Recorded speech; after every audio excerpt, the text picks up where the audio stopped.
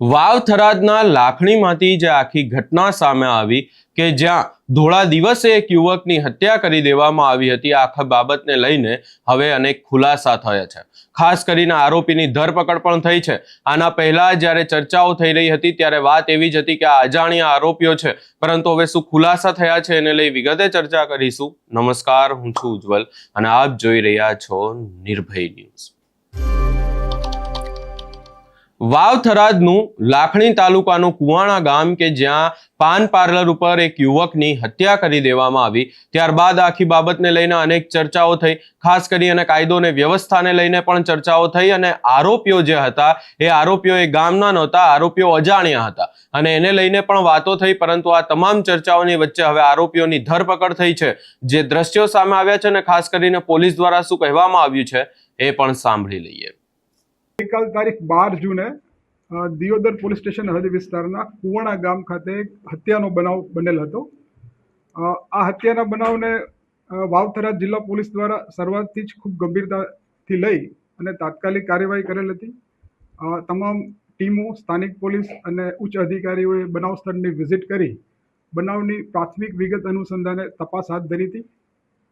ગઈકાલે બનાવની જે પ્રાથમિક વિગત મળી હતી એ મુજબ જે મરણ જનાર છે એનું નામ છે શામળાભાઈ કોટાભાઈ ભીલ, જે મૂળ ભલીસર રાજસ્થાન જિલ્લા બાડમેરનો રહેવાસી છે અને એ આ મરણ જનાર ઈસમ છે એ ગત ઓગસ્ટ 2025માં તત્કાલીન બનાસકાંઠા જિલ્લાના વાવ પોલીસ સ્ટેશન ખાતેના એક હત્યાના બનાવના મુખ્ય આરોપી હતો અને એ ગુનામાં એ નામદાર કોર્ટમાંથી જામીન મુક્ત થયેલ હતો। આ ઈસમની હત્યામાં જે પ્રાથમિક સીસીટીવી ફૂટેજ આધારે જે માહિતી મળી હતી એ માહિતી મુજબ ગુનામાં સંડોવાયેલા મુખ્ય 3 આરોપીઓ કે જે સીસીટીવી ફૂટેજમાં પણ જોઈ શકાય છે એ ત્રણેય આરોપીઓમાં કિરણભાઈ સુજાજી ગોહિલ, બીજા છે શિવાજી પબાજી ગોહિલ અને મહેશભાઈ રામસિંહભાઈ ગોહિલ। આ મુખ્ય 3 આરોપીઓ ઉપરાંત ગુનાને અંજામ આપવા માટે મદદરૂપ થનારા બીજા 2 અન્ય આરોપી મળી કુલ 5 આરોપીઓની ગુનાના કામે વપરાયેલા બંને વાહનો સાથે જિલ્લા પોલીસ દ્વારા રાઉન્ડ અપ કરવામાં આવેલા છે અને તપાસ કરનાર અધિકારી દ્વારા આ તમામ આરોપીઓની પૂછપરછ કરી અને પુરાવા આધારે અટક કરી આગળની કાયદેસર કાર્યવાહી કરવામાં આવનાર છે। સાહેબ, હત્યા પાછળનું કારણ શું હતું અને કેટલા આરોપીઓ કેટલા સમયથી રેકી કરી રહ્યા હતા? આ હાલમાં જે મરણ જનાર વ્યક્તિ છે એ આશરે લગભગ એપ્રિલ 2026થી જામીન મુક્ત થયેલા હતા એટલે લગભગ 2-1 મહિનાથી આ લોકો પૂર્વ તૈયારી કરેલ હોવાનું પ્રાથમિક વિગતે જાણવા મળેલ છે અને હત્યાનું મુખ્ય કારણ કે જે આ મરણ જનાર વ્યક્તિ છે એ અગાઉ પોતે હત્યાના ગુનામાં સંડોવાયેલ હોય અને એ દાજ રાખી અને આ ગુનાને અંજામ આપેલ હોવાનું પ્રાથમિક દ્રષ્ટિએ જણાઈ આવેલ છે। હાલ જે આરોપીઓની અટકાયત કરાઈ છે એ ગુનાહિત ઇતિહાસ ધરાવે છે કે કેમ? હાલના જે 5 આરોપીઓ છે એ પૈકી માત્ર એક જે કિરણ સુજાજી ગોહિલ છે એના વિરુદ્ધ એક 324 આઈપીસી 324 મુજબનો વર્ષ 2022માં ગુનો નોંધાયેલ છે। અન્યથા પકડાયેલા કોઈ પણ આરોપીઓનો ગુનાહિત ઇતિહાસ અત્યારની સ્થિતિએ નથી।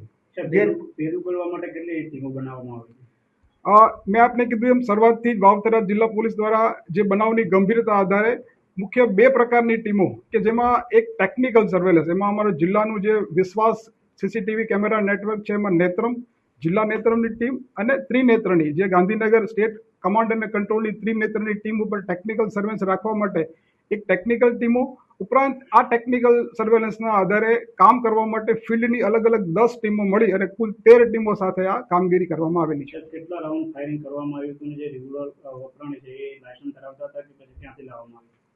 જે સીસીટીવી ફૂટેજમાં જોઈ શકાય છે કે એક કન્ટ્રી મેડ પિસ્તોલ જેવું વેપન વપરાયેલ હોવાની શક્યતા છે।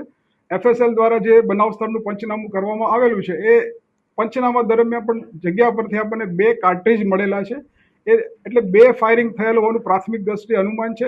વેપન જે રિકવર કરવામાં આવશે એના આધારે વિગત વધારે મળી શકશે।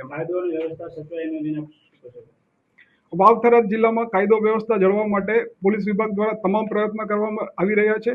આ પ્રકારની ઘટના એ ખૂબ નિંદનીય છે અને પોલીસ દ્વારા આ ઘટના ભવિષ્યમાં પણ ન બને એના માટે ખૂબ કાયદેસર કાર્યવાહી કરવામાં આવનાર છે।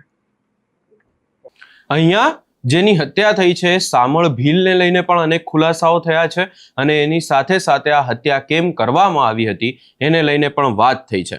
ખાસ કરીને અહીંયા એવું કહેવામાં આવ્યું છે કે જે એલસીબી અને એસઓજીની ટીમે ઘટના સ્થળે પહોંચીને તપાસ કરી હતી અને તપાસ દરમિયાન સામે આવ્યું છે કે રાજસ્થાનના ભલેસરા ગામનો રહેવાસી સામળ ભીલ છેલ્લા 10 વર્ષથી વધુના સમયથી ગુજરાતમાં રહી મજૂરી કરી અને પરિવારનું ગુજરાન ચલાવતો હતો. 8 મહિના પહેલા ઓગસ્ટ 2025માં સામળ ભીલે વાવ તાલુકાના બુકણા ગામમાં અભાભાઈ ગોહિલની ધારિયા વડે હત્યા કરી હતી અને તે કેસમાં જેલવાસ પણ ભોગવી ચૂક્યો હતો.